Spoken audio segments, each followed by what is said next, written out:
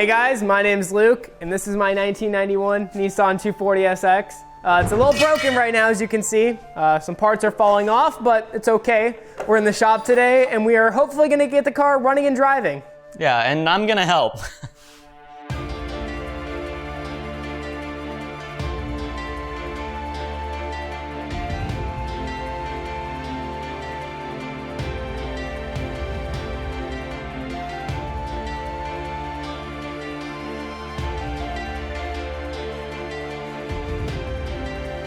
So we've got a lot of stuff laid out here, a lot of parts laid out here, and if we look under the hood here, there's nothing in there. So we got a lot of work to do. This is the motor, right? This is it's not a K series, it's a KA series. Yeah, this is a KA out of an S14. The bottom end is an S14 KA, and then the top is S13 KA. We have some S13 KA cams in here, so it should make an extra 10 horsepower over stock. Not that it's already been lost because this motor was bought for $200, so nice. I have no idea what the background is on this thing, but the goal is just to get it like nice and refreshed, you know. And running. And running, and yeah, running is important. Having it move is important. Yeah. This is kind of a weird project because we're like starting halfway in it. This is Luke's engine that he took apart. Obviously his car that he took apart. It's been sitting like this for like roughly a year. I mean, he's been doing stuff to it, but it's been about a year. So we're kind of starting like right in the middle. Might be a little bit confusing for you watching this kind of starting out because you don't really know what's been done and what hasn't. Obviously the engine is out of the car, but the internals and everything are all together. Luke's friend did put this engine together, so I'm not really sure what's going on inside the engine, so we're kind of crossing our fingers and hoping that everything is good to go in there. We just have to put the engine and transmission and all of that into the car and hooked up so that it'll start and run. So that's the goal, that's the plan. And yeah, let's continue on. I noticed that your cam caps aren't actually seated onto the head. So I think that's the first thing we're gonna wanna tackle here because this probably isn't even, yeah, that's not torqued. I think we're gonna wanna start from this side since that side has already got pressure and kind of work our way out this way. Tighten them down so that the caps are actually seated, put a torque wrench on this, and hope that nothing else in the engine is incorrectly torqued.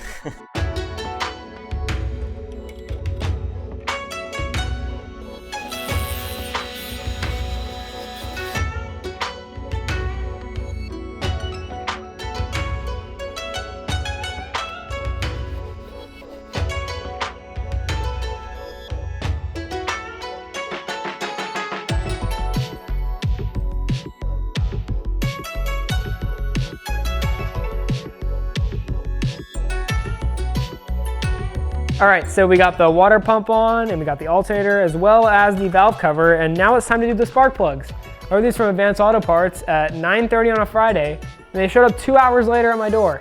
Dude, nobody does 2-hour shipping. Advanced is out here doing 2-hour shipping.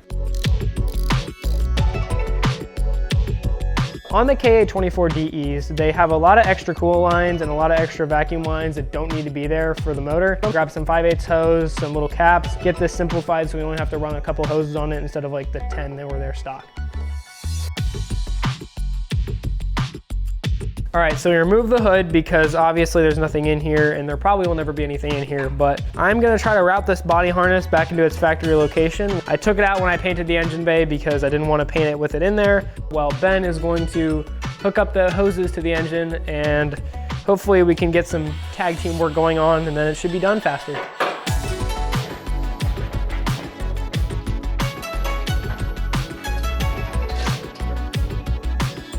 All right, we got the engine on the ground. We got to connect the transmission up to it. So we're gonna put this flywheel on. This is looks like a lightweight flywheel, Luke, is that right? I have no idea. It looks lightweight. We're just gonna throw this back on without resurfacing it because we don't have time for that. I mean, it's stock power, so you know, all 20 wheel horsepower is not gonna mess up this clutch. Hey, give it the generous 110, okay? 110, is that what, should we dyno this to find out what it actually makes?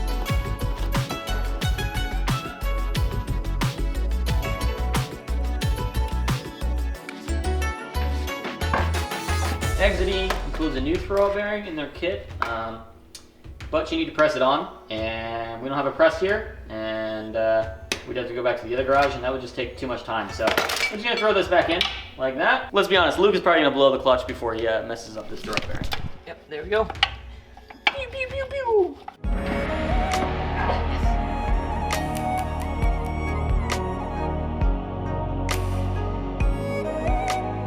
Why are we lifting the car up, Luke? I'm too low. I tried to be a hot boy, and my little baby boy 15s on my 240 caused it to be pretty low. The subframe is literally so low that the engine hoist won't clear under it, so we jacked it up so that the engine hoist will clear under the front subframe. Moral of the story, don't be a hot boy. Don't be a hot boy. These are the things in video you watch and it's like super quick. You just drop the motor in. But in reality, this is taking like 15, 20 minutes. Yes, we're in, we're in! Woo! Hey Ben, what are we doing here? Nothing, just installing the engine, that's all.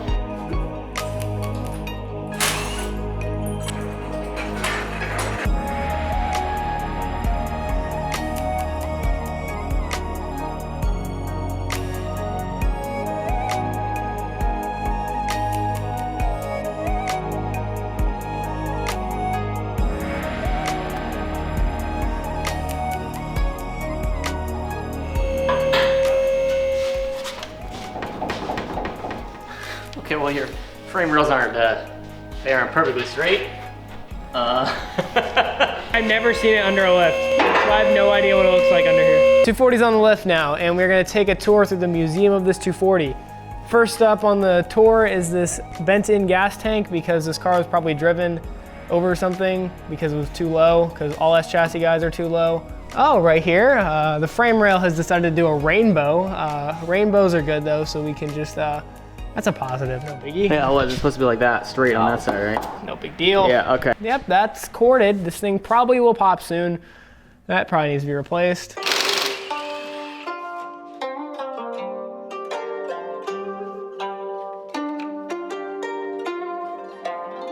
Go wide open throttle. Oh yeah, that opens all the way. Beautiful.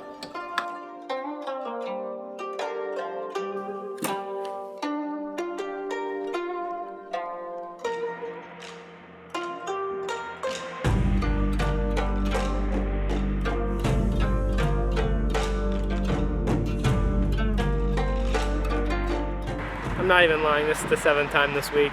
They know me by my first name. We got this battery from Advanced Auto Parts. Okay, well, we're not done with the wiring, but just got a ground wire hooked in there, ground wire hooked up there, and there's a ground wire hooked on the alternator.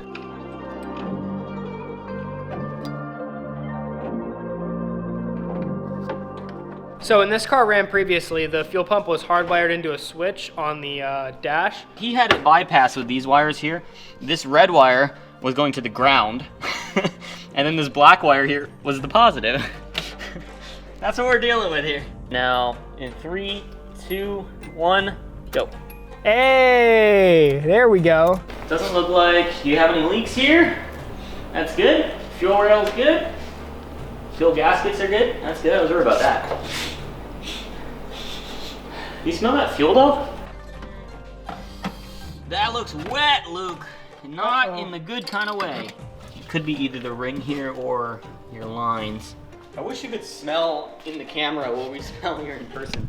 It's strong. 4D. Experience what it's like to work on an S chassis. I don't think anybody wants to experience that.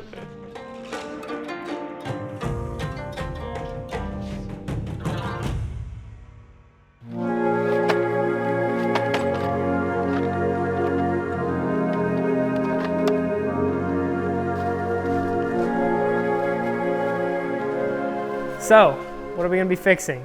First, exhaust. More exhaust patch, because I have a bad exhaust. More exhaust patch. More exhaust patching. Oh, did I not mention exhaust patching more? More exhaust patching.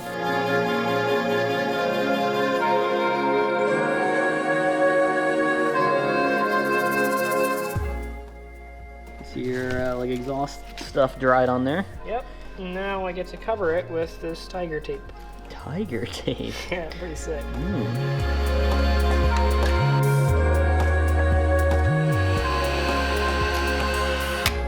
Wrong way. Oops.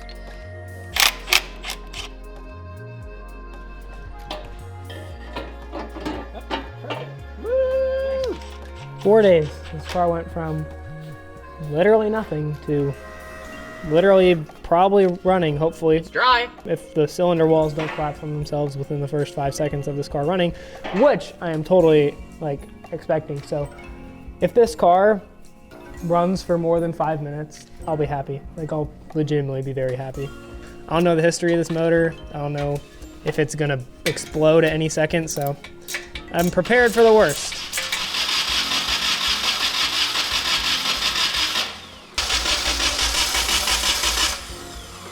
Not getting spark. I'm not seeing any power actually come into the coil pack. Hopefully the worst will not come, and I'll be able to drive this car and live out all the memories of Initial D in my own little car. Give it a crank. All right. Like crank it over? Yeah. Okay. It won't fire. Turn it off, turn it off, turn it off, off. It runs! Yeah! Dude, what the heck? Well, you don't even have a fuel pump in yet. What the heck? Dude, how does the car run? The fuel pump's not even hooked up. That's just residual fuel. Oh my gosh! Nice. Oh my god, it runs! Oh, it's so cool!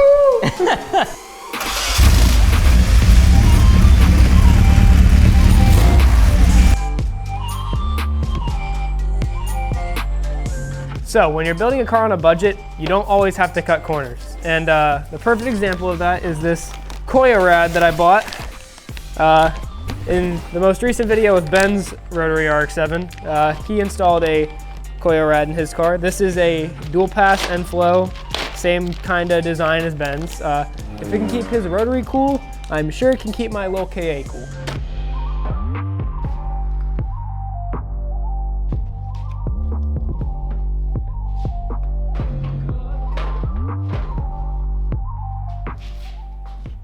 I think some distance would be required. Oh, but I'm filming, Luke. Sorry. Oh, sorry. Okay. Oh, yeah. Alright. Can you take it? All right, I'll put it on. I guess I'll put it on this tripod here and help.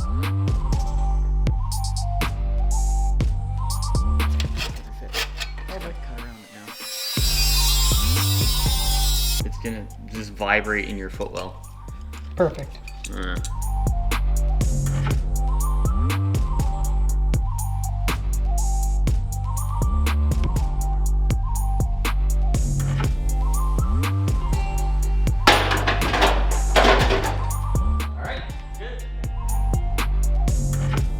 Let's bleed.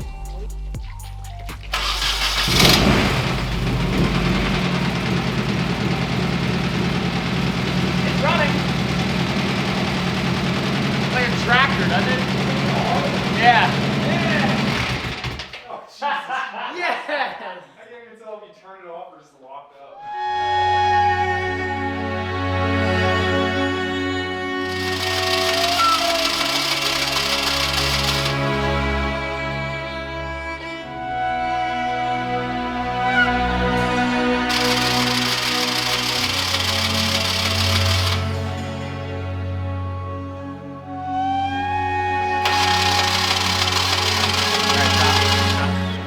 Bro, you got nothing. Try it again.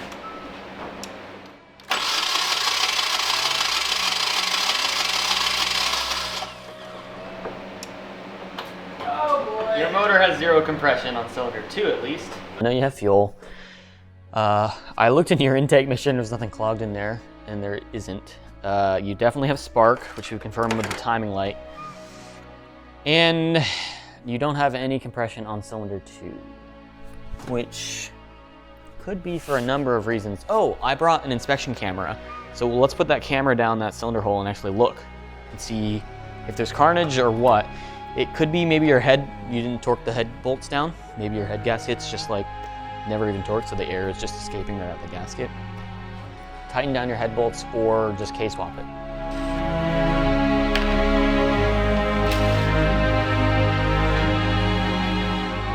Luke, did you tighten literally anything? Like, bro, yeah. You see how I'm moving the engine? See how your cams aren't moving? Yeah.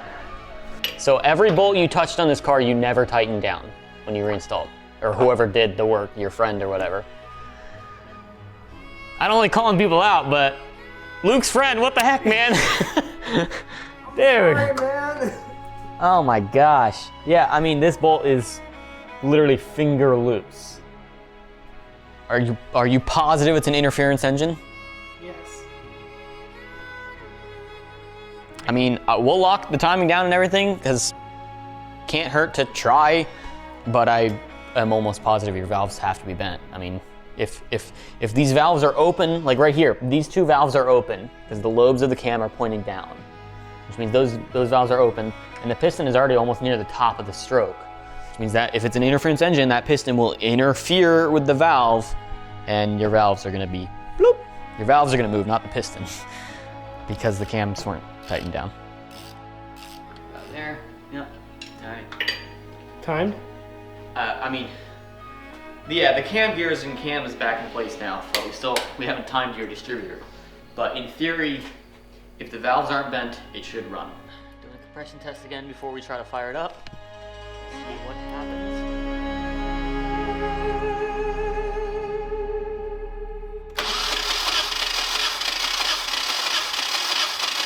All right, stop. 150. No way. You got 150 on one cylinder. Let's check the rest.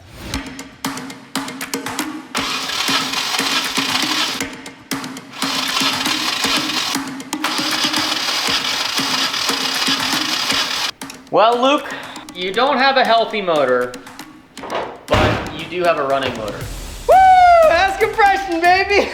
Let's fire it up. It runs! Sounds so much better. It's literally like just idling so smooth. I could hear from my office that it sounds so much better. Dude, I haven't even set timing yet. I'm telling you, dude. Truck motor, baby. You can't kill them.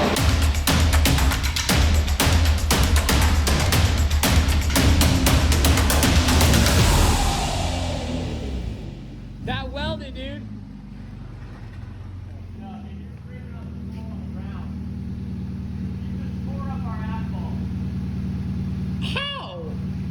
Luke, your car literally won't fit out of the garage.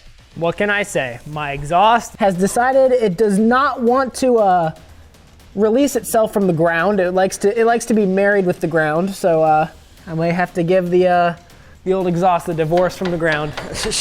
I would like that. I think maybe we should raise the car up.